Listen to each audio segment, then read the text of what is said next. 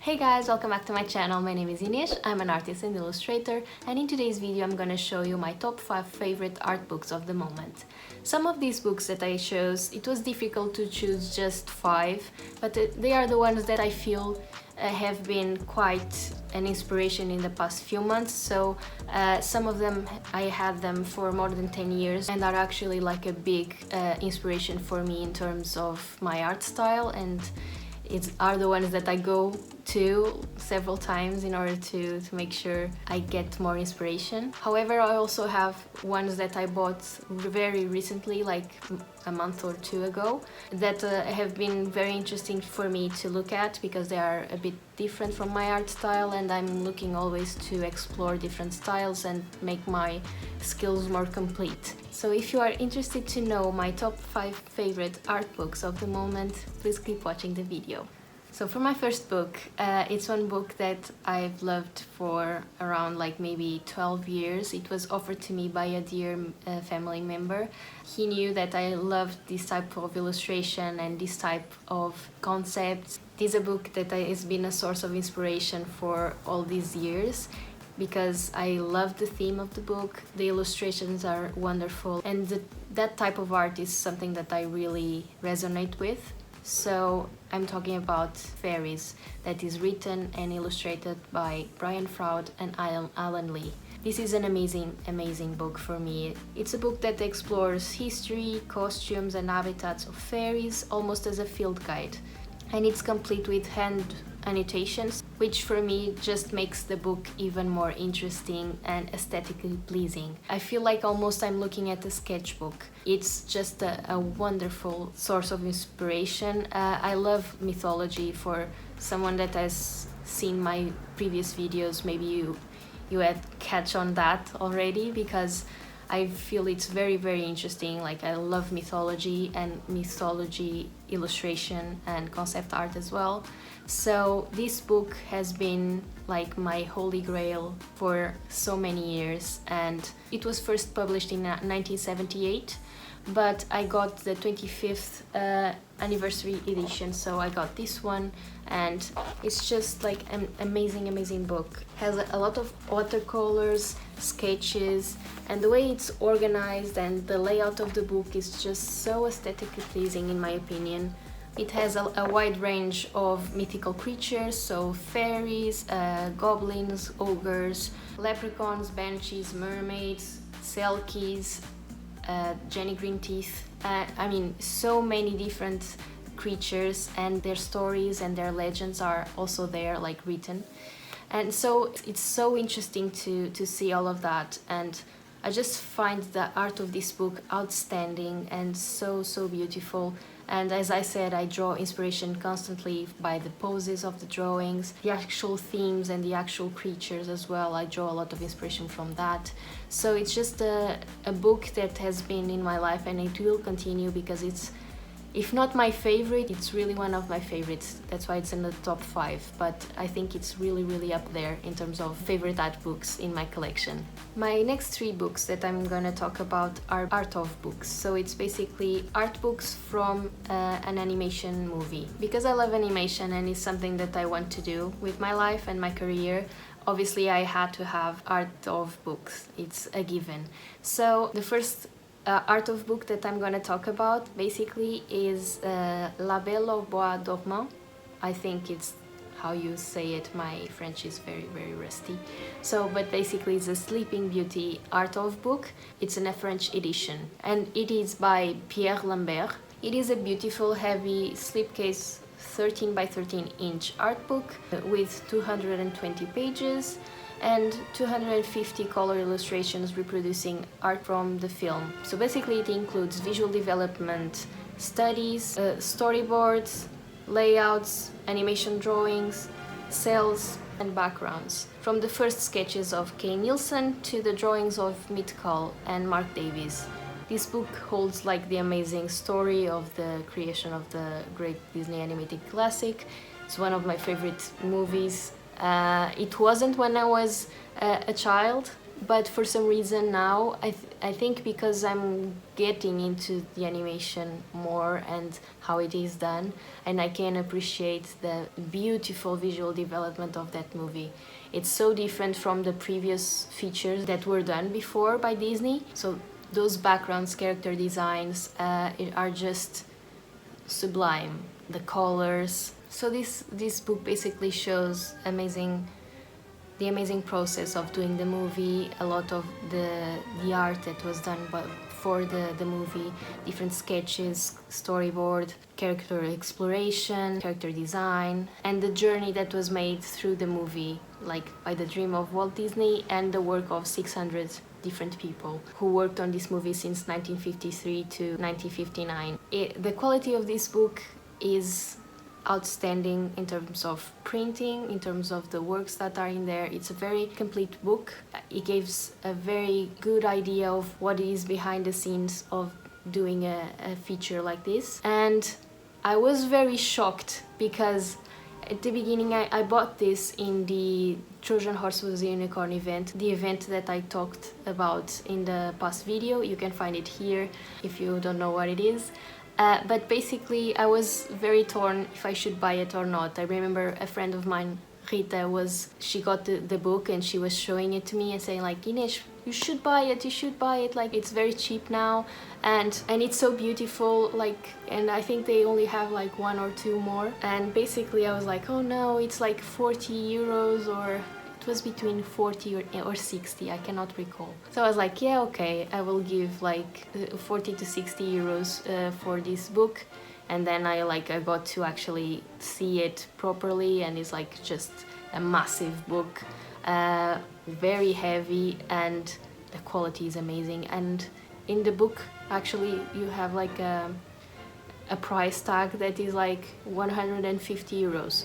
Only counting that is totally a bargain. And then I was like looking for this video if it was still available to purchase, because I think it's now quite rare to find it for some reason. And I got to Amazon and basically I found out that there are copies of this book that are being sold by around almost £1,000. And I'm like, I paid like 40 to 60 euros and I thought it was expensive. I mean, to be fair, it was not, definitely not. I mean, it's so complete, and it's a book that I have stored in my house, and I go to draw inspiration and look at the beautiful illustrations, but it's just a precious item as well, and I'm just so glad I got it. So thank you, Rita, for the heads up and for making me buy it, because it's one of my favorite books now. The other art of book that I want to talk about is it's a book that I bought maybe around a month or two ago, maybe 2 months ago. I decided to buy the Art of Klaus book, which is so beautiful. It's not an expensive book. I think it's around £30 or more or less. Basically it gives an inside look of how they did the hand-drawn animation. It showcases the full animation process, including innovative new lighting. It was one of the things that this movie had as an innovation.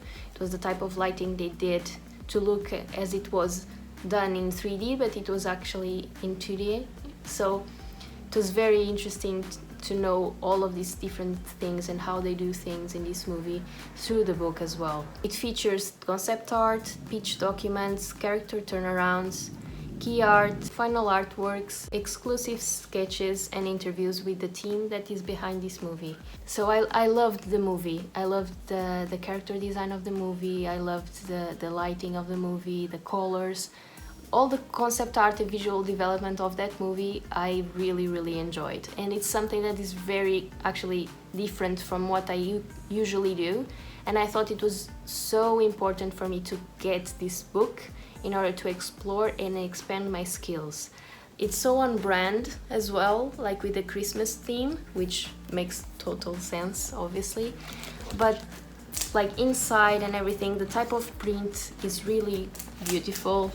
The way they organize the spreads and the way they organize the characters, exploration, how they got from the beginning of creating Klaus, and they show early sketches before the actual final ones as well. So it's very interesting to see how.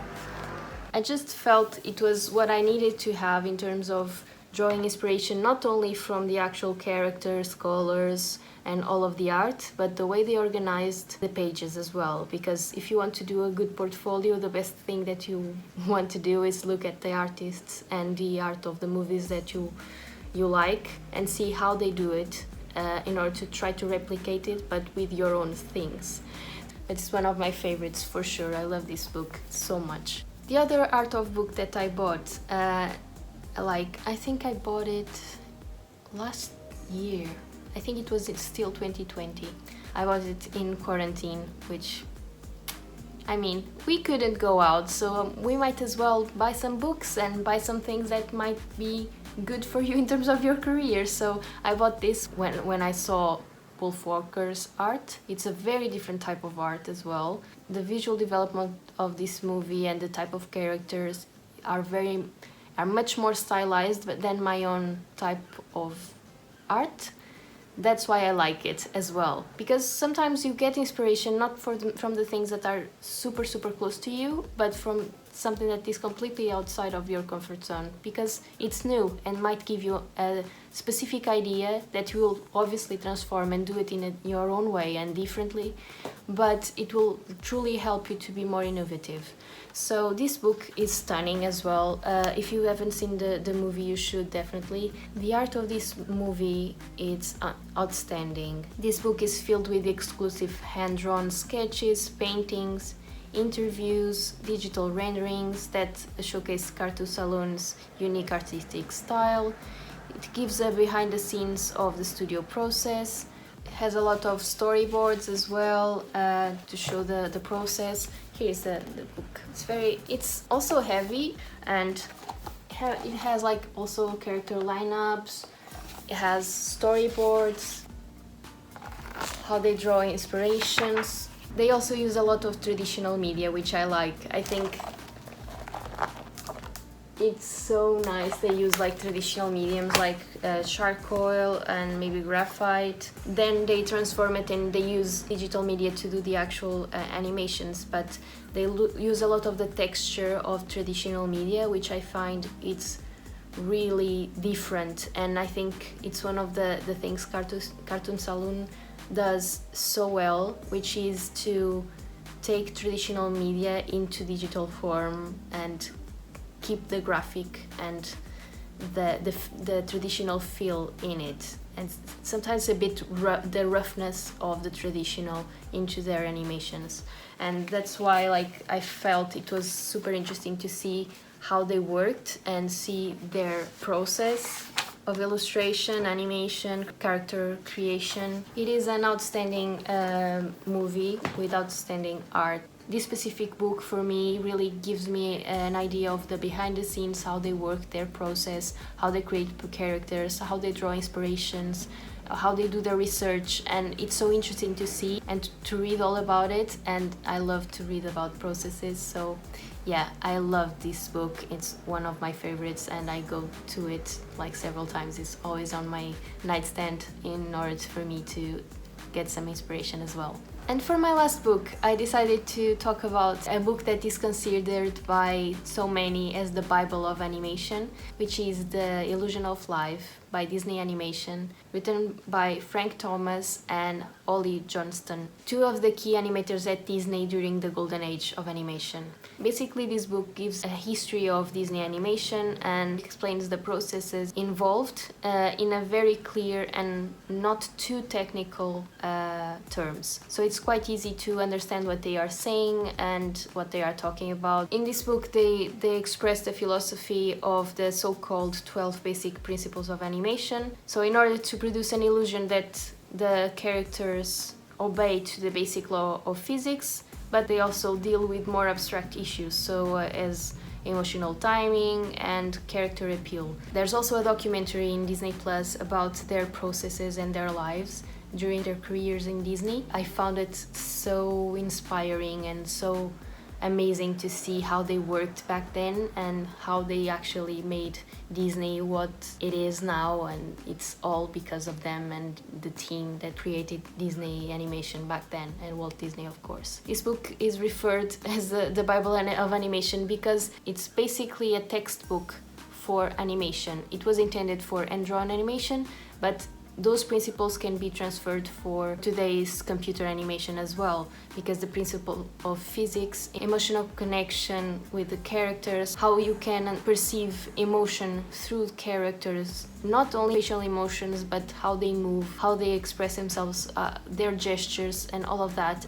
I think it's truly a guide for anyone that wants to be in animation, be an artist for animation, to read this book, see what they are talking about, understand the principles, and it's so in-depth and it's so clear, and I love that book. I think it was one of my best purchases as well, because I think it will accompany me for the rest of my career. I think the title of the actual book is so accurate, because what they did in Disney animation during the Golden Age was the illusion of life. The human emotion was transposed to those characters, and it was truthful, and they made sure to make it feel real. And basically this book is how the processes of how they done it, what are the steps that you need to do in order to get that. So it's an amazing guide for anyone that wants to work in animation. And again, it's not a very expensive book. For an art book, it's around, I think it's £33 more or less. And if you want to be in animation, I think it's a must-have for sure. So yeah guys, basically these are my top 5 favorite books of the moment. Some of them I know they will continue to be my favorite ones. I hope you like this video. Let me know if you like the books that I showed. They are really good sources of information. As I said, you don't need to buy these books in order to get the art. But I do like to get the books because normally they are very complete in terms of the process of the movies, or even in terms of the illustration books. It's a more complete guide, it's a more complete thing than actually the illustrations just separate. That's why I like to buy the books. But anyway, so if you like these kinds of videos, please give it a like. Make sure to subscribe if you haven't already, and I'll see you next week with another video. Bye!